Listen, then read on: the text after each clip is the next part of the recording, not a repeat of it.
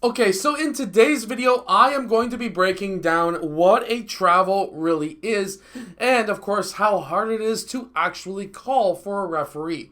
I am going to be breaking down NFHS rules, as well as FIBA/NBA rules as well. So let's get down, and let's check this out and see what a travel really is, because this is a very difficult call. Really quickly, if you're a basketball coach, make sure to go check out my Unbeatable Basketball Zone Defense book that is down in the description below. Okay, so on this first drive that we see right here, this was on my shorts, and this was getting called a travel a lot. Now, I delete a lot of comments that say travel and when the move is not actually a travel, and we can see that this move is potentially a travel. Well, let's see. If we put this into really slow motion, David takes that dribble on his right foot. At this point, his left foot is not on the ground. Now his left foot is on the ground and his right foot is also on the ground. However, he has not stopped his dribble yet. His hand is still on top of the ball and can keep that ball alive with the dribble if he was to start taking the dribble once again. Now, he pushed off his left foot and gathered at the exact same time. Notice how hard that is to actually call. If we go really slow, pushes off the left, still has the dribble alive. We have to remember that with a carry, we see this line right there. Well, you gotta imagine that that line is always across the middle of that ball. If your palm, which is this part of your hand, is under that half line, your whole palm, that is technically a carry. However, if the ball is still spinning, then that ball is still technically alive and not part of the palm. It is only when that ball stops making rotations and sticks to your palm, if your palm is under that half of that line, is when it is actually a carry. Now, if we go even slower, he gathers right here. His left foot is off the ground and he gathers on his right. So at this point, he has taken 0 steps because he has gathered on his right foot and he has not taken any steps yet.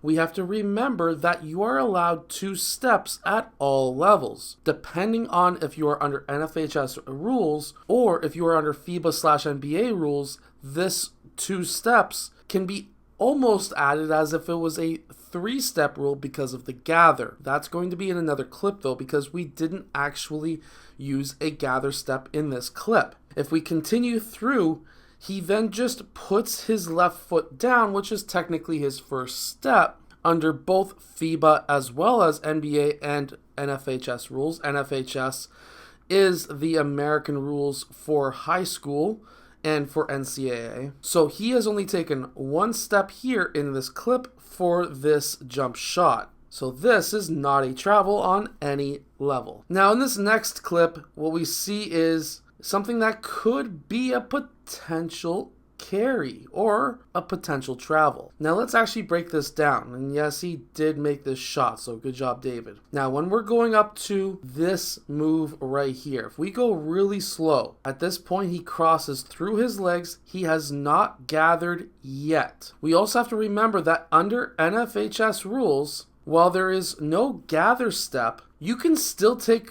3, 4, technically 5 if you are insanely crazy enough, steps between dribbles. No matter what, even if you gather, if you were attacking full speed, you took 3 steps and then gathered, guess what? Those 3 steps you did before that gather don't count. It's not an automatic travel. And that's the mistake that a lot of coaches make, or a lot of parents or fans make.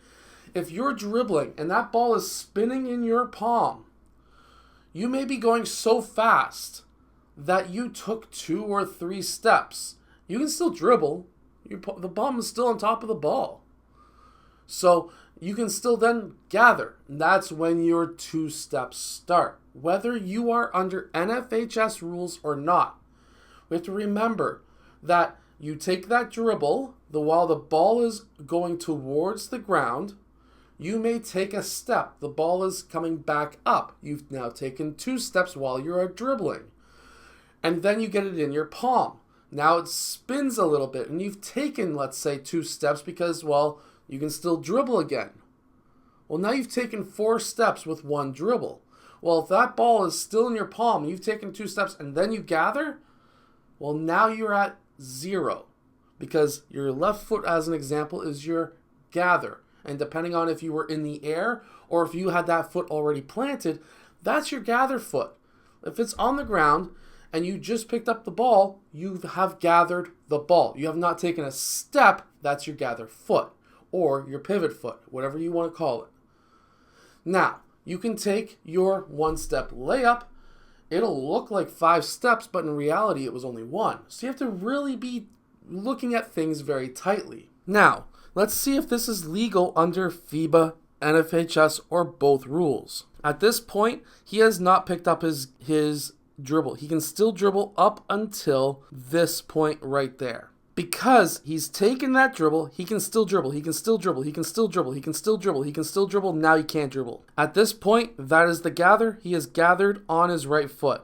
No matter what just happened over here, this is at the point now under NFHS rules, this is his pivot. This would be gather, which means that he gets 2 steps at all levels at this point because he has gathered on this foot. Now, he takes 1 step, legal at all levels. Now, if we go slow, now this would be his 2nd step, 1 and 2. This is legal at all levels. However, this was called a travel by over 100 people on my comment section.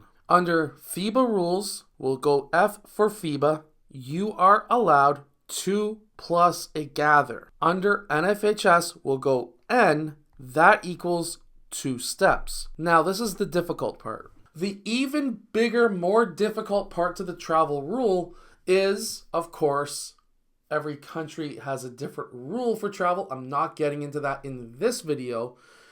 But, for example, in Asia, the Philippines, you're allowed to hop on the same foot. You can't do that anywhere else in the world. But I'm not going to get into that or those small little minute changes in this video. I'm going by the official rule books. And when it comes down to the Americans' NFHS rules, I have coached hundreds of games and played hundreds of games under NFHS rules, whether it was in the States or in Canada. Because when I grew up, we ran NFHS rules until I was later on in high school, and that's when Canada switched to FIBA. Totally different rule book. But they always allow a gather because it is so hard for a referee to be able to tell the exact time you pick up the ball. And the reason why they allow a gather, now of course there are always that 1 or 2 outlandish refs who will call it no matter what. When it comes to the travel rule in the States, and there's even a couple of states, for example, I was told in Maryland very recently that they allow a gather plus 2. Well, that's no longer NFHS rules. You are now using a hybrid of a FIBA or NBA rule in your rule book. Now, I'm not complaining, but I've also had a lot of referees who control the referee boards that tell their guys, if you're playing or if you're reffing a Canadian team, you have to go by FIBA rules, which then screws up all the fans and whatever else, and they get a lot of parents yelling at them who are the American parents, but that's just how they are. Over in Buffalo, as an example, a lot of the time, those referees, and I know a person who runs a couple of different refereeing boards over in New York State, that's what they tell their guys. So then there's also a lot of different board referees that will say, hey, what I want to see is us change to FIBA rules, and they slowly just incorporate that even though they go by NFHS rules. So there will be probably some kind of a rule change in the States eventually, and I've made a video recently, maybe about 2 years ago, about how referees want to have FIBA rules coming into the States, but this is what a travel really is. And then one more, because I needed to show it, David dunking pregame. Now, a lot of people called this a travel. First off, it's pregame. There's no such thing as a travel. It's not part of the game. Yes, we are allowed to do pregame dunks. Let's actually take a look at where he picks up this ball. He picks up the ball, if we go slow, while he's transitioning right there. So really this would be his gather foot. This would be his gather step if this was part of the game. Again, this is not part of the game. Now if we go slow, that's his first step. That's his second step. And then he goes for that dunk. Look at how much air he gets on that dunk. Now, this is David, this is my nephew, but if you want to learn how to dunk 1 foot, watch how much air he gets. Look at how much air he's able to travel before in between steps on his way up to this dunk. His foot is outstretched right here. He's right at the elbow. He's able to jump while he's in the air about, I would say, 2 feet.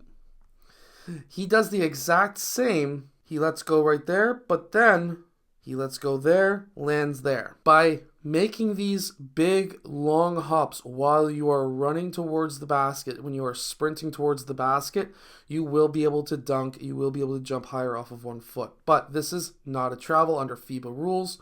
However, if you go under NFHS rules, this would be your first step, this would be your second step, this would be your third step, and this would be a travel under NFHS rules. But we run FIBA in Canada, so for us this is not a travel, but this is pregame. And guys, pregame, nobody calls travels because it's not part of the game. Anyways, I hope that you've enjoyed today's video. If you have, hit that like button and subscribe. Make sure to go check out my Unbeatable Basketball Zone Defense book that is down in the description below, and I will see you guys again in my next video.